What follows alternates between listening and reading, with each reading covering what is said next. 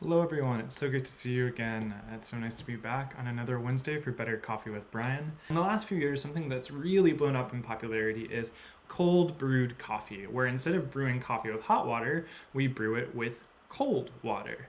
Now, this has some pretty big impacts on the flavor and the experience of the final product we're drinking. So I'm gonna give you some tips and give you some insight into how cold brew works and how to get even better cold brew for yourself at home.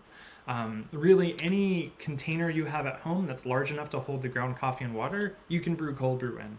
You just need to think about the next step, which is filtering out your ground coffee particles. I like using a French press because it makes it super simple. It just hangs out together and then it already has a filter in there for when I need to pour out. So with that, let's actually start making a cold brew in this device right here. So we've got 1 cup of ground coffee to 4 cups of water. Then I'm gonna take my cup of ground coffee. That's pretty coarsely ground.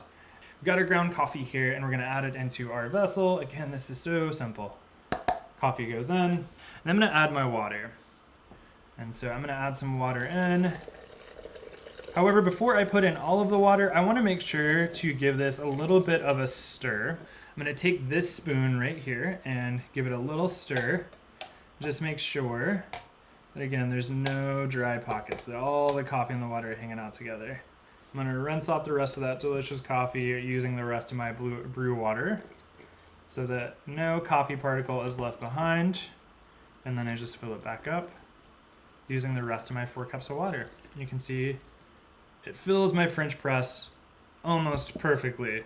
It's like right to the brim. It's kind of perfect. Now all we have to do is wait. I like that 12 to 14 hour range, which means tonight around 11 o'clock, I'm gonna plunge out my cold brew. Cold brew is a great thing to do in the evening, right? If you're about to go to bed, you can prepare this really quickly and easily around like 9 o'clock. And then the next morning between 8 and 9, you can decant it and get the rest of your cold brew out. Like I said, cold brew is awesome. That amount of coffee that we're using and water together, it's gonna produce a ton of what's called cold brew concentrate. You can cut it with a little bit of water to your level of preferred strength.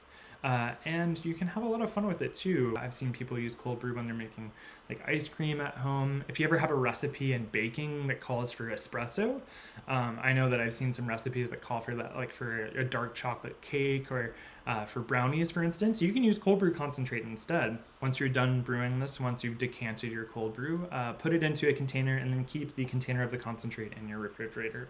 It'll last much longer, it'll taste much better, and it'll be better for you. If you do all the prep work the night before, it means you don't have to worry about doing any preparation the next day. All you have to do is pour it into a cup, add some water, and go.